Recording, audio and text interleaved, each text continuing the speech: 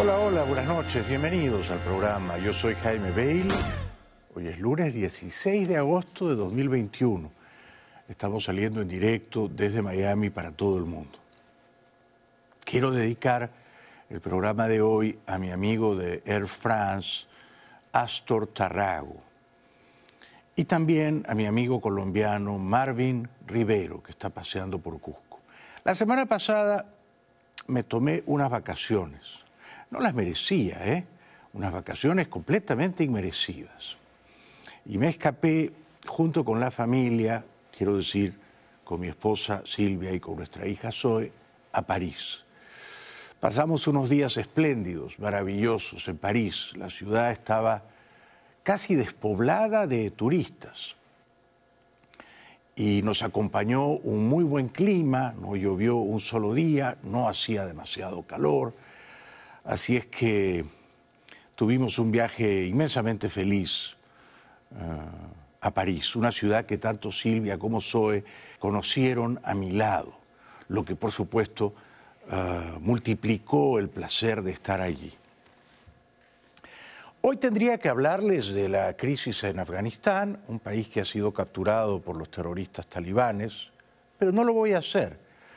Tendría que hablarles también del terremoto en Haití, que ha dejado millares de fallecidos, pero tampoco lo voy a hacer. Porque hoy, como hace unos meses, de nuevo me he quedado sin editor.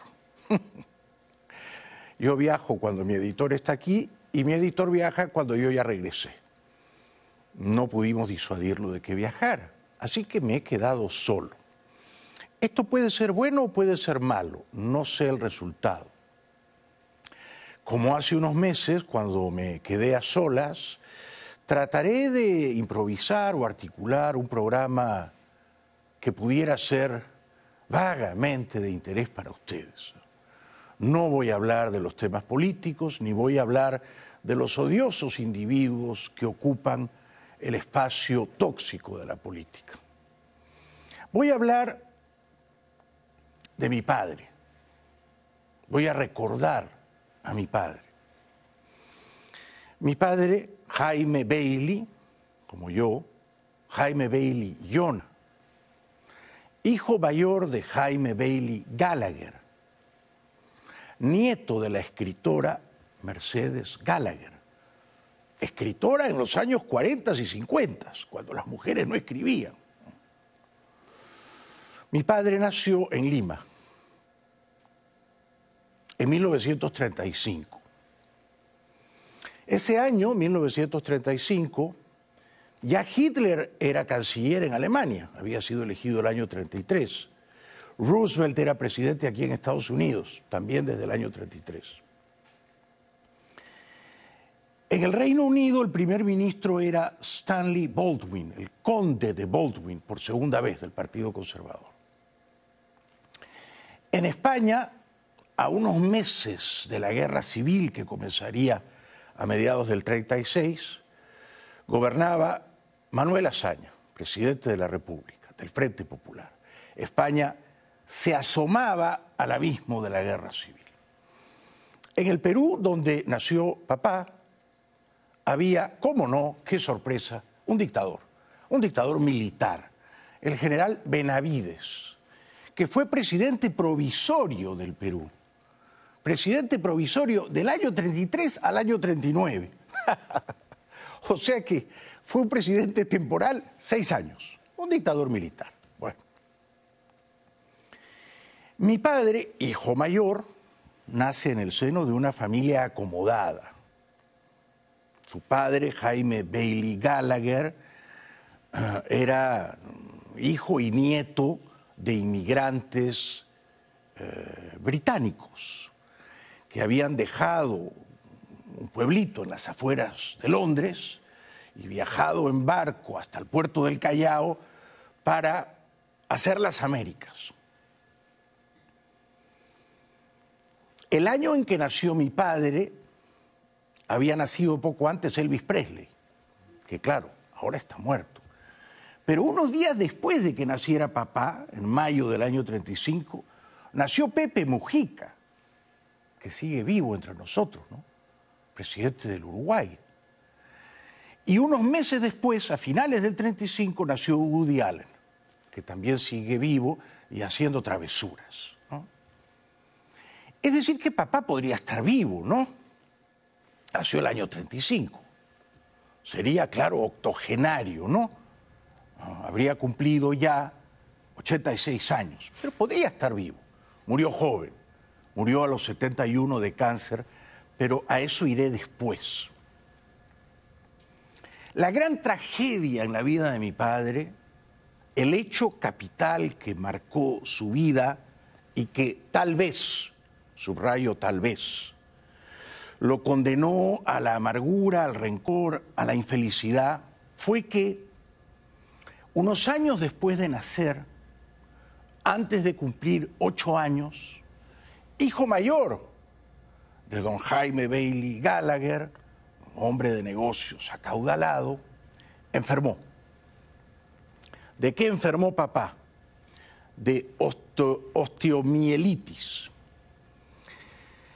una enfermedad que atacó los huesos de una de sus piernas, no de las dos, de una.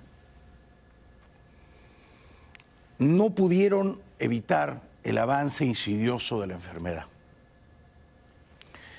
Una pierna le quedó bastante más corta que la otra.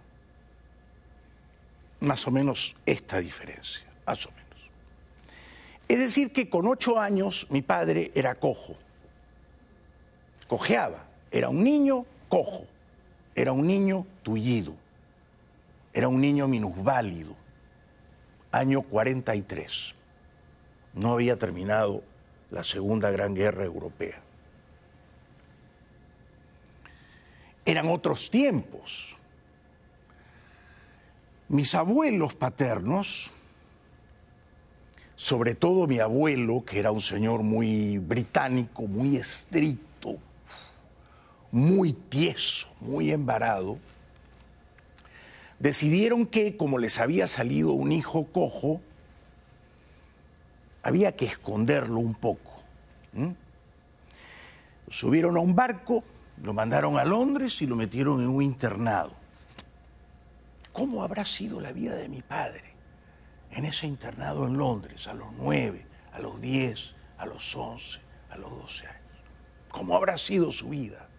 No veía a sus papás, no tenía casi contactos familiares, los veía en el verano, pero era un niño exiliado, era un niño deportado de su propia familia por un evento del cual no tenía la culpa. Era cojo, muy a su pesar. Y la suya era una cojera pronunciada. No caminaba con muletas, le hacían zapatos ortopédicos y el zapato de su pierna más corta tenía un taco alto, de manera que su pie entraba en una inclinación, digamos, diagonal. No sé si, pero sospecho que ocurrió en el internado británico, se burlaban de él porque era cojo. No sé si eso lo educó en la necesidad de saber defenderse. No sé si los meses que pasaba en Lima, él sentía que sus padres lo querían menos que a sus otros hermanos que fueron llegando. John, Francis, Paul, Walter. Ninguno de ellos cojeaba. Todos eran muy guapos como mi padre, incluso más guapos que mi padre. De manera que mi padre era el hijo fallido. No era su culpa, era el destino, era una conspiración del destino. El hijo fallido al que había que alejar, al que había que esconder. Cuando estaba en Lima, y esto nunca me lo contó papá, esto lo vine a saber yo por sus hermanos, porque mi padre no era un hombre de llorar sus desgracias, era un hombre estoico. Y mis abuelos daban una gran fiesta, mi padre no era invitado a esa fiesta, lo escondían. El dormitorio de mi padre, en la casa muy grande de mis abuelos, no estaba junto con las habitaciones de sus hermanos, estaba en la zona de los empleados domésticos. Entonces, ¿cómo habrá sido la vida de papá, de niño cojo, sintiendo que era inferior a sus hermanos, que era discriminado, que en las grandes fiestas él no debía estar, él debía estar escondido? Porque si aparecía el niño cojo, bueno, su padre quizá se sentía fastidiado. Yo creo que este fue el evento telúrico, el terremoto que destruyó a mi padre. Creo que nunca alcanzó a recuperarse de esa tragedia, de dicha. Tal vez porque, siendo tan estoico, tampoco buscó ayuda de ninguna clase, ¿no? Nunca buscó ayuda psiquiátrica o psicológica, nunca buscó ayuda, como he buscado yo siendo bipolar, en tales o cuales medicamentos, ¿no? Papá entendía la vida como una guerra, no como un campo de rosas, como un rosedal. Él entendía la vida como una guerra, una guerra. Entonces, este niño cojo fue creciendo y se preparó para la guerra. Como él seguramente se sentía incómodo en su propia familia, mal querido por sus padres e incluso víctima de las burlas y del escarnio en el colegio internado de sus hermanos, y etcétera, se hizo fuerte, muy fuerte. Se volvió un nadador y de pronto desarrolló, expandió una musculatura que metía miedo. Se volvió motociclista, tenía las motos más grandes de la ciudad. Quizá eso compensaba su inseguridad o su trauma de la cojera, ¿verdad? Él no podía correr, él no podía caminar normalmente, pero tenía una moto que iba más deprisa que todas las motos de los muchachos no cojos de clase alta en esa ciudad. Y se volvió pistolero. ¿Por qué papá, siendo tan jovencito, antes de cumplir los 18 años, se vuelve pistolero? No lo sé.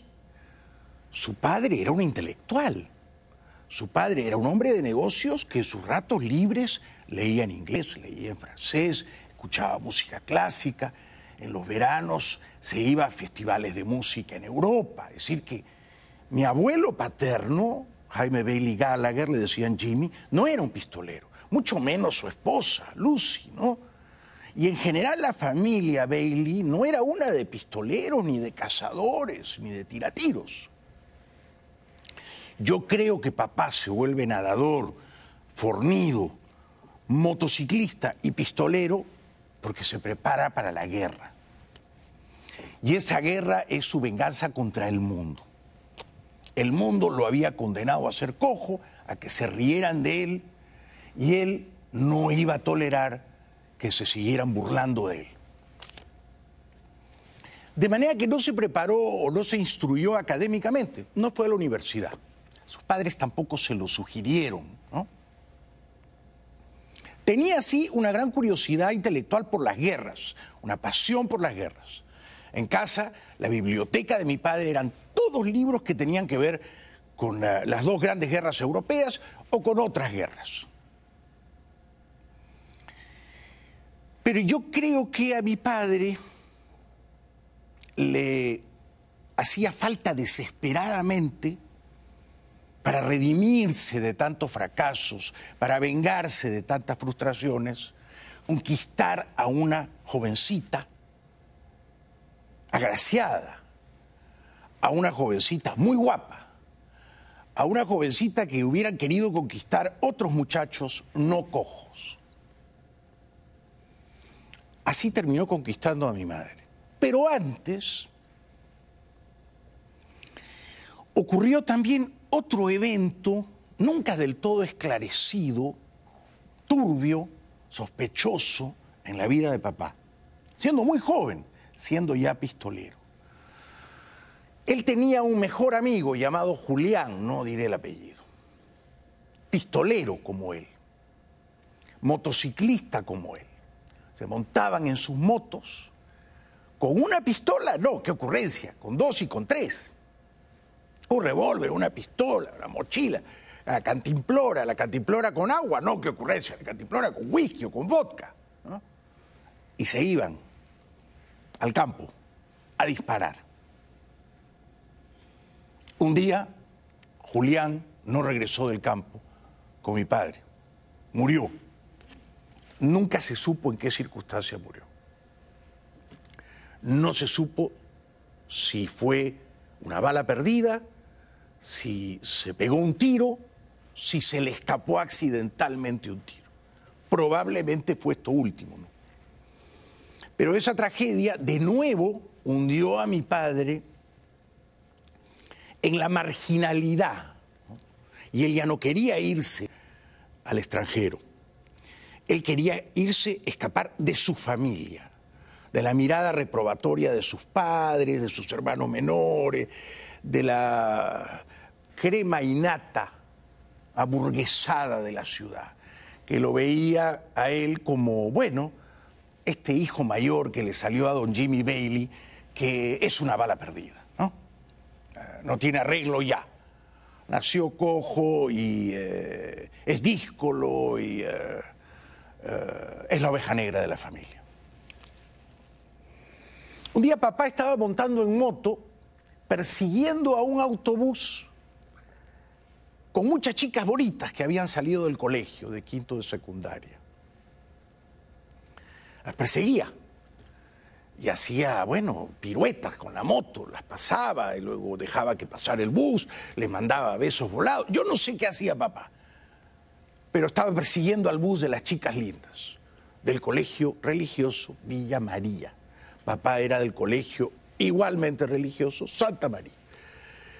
De pronto, y esto no me lo he inventado, esto me lo contó mi madre, en largas conversaciones aquí en mi casa de Key Biscayne, yo tratando de reconstruir las vidas de mi madre y de mi padre, y tratando de entender por qué se habían enamorado. Porque yo le preguntaba a mamá, ¿y por qué te enamoraste de papá? Y de pronto se quedaba muda, ¿no? Nunca me atrevía a preguntarle a mi padre por qué se enamoró de mamá, no. Yo con mi padre no tenía esas confianzas. Papá cae de la moto, resbala y cae de la moto y se da un golpe. El bus se detiene y hay una chica que sale corriendo, a auxiliarlo. Esa chica es mi madre. Ve a un muchacho caído, no sabe que es cojo, pero sabe que ha sufrido un accidente, que se ha golpeado, y su primer instinto es el instinto de la mujer bondadosa, ¿no? De la enfermera.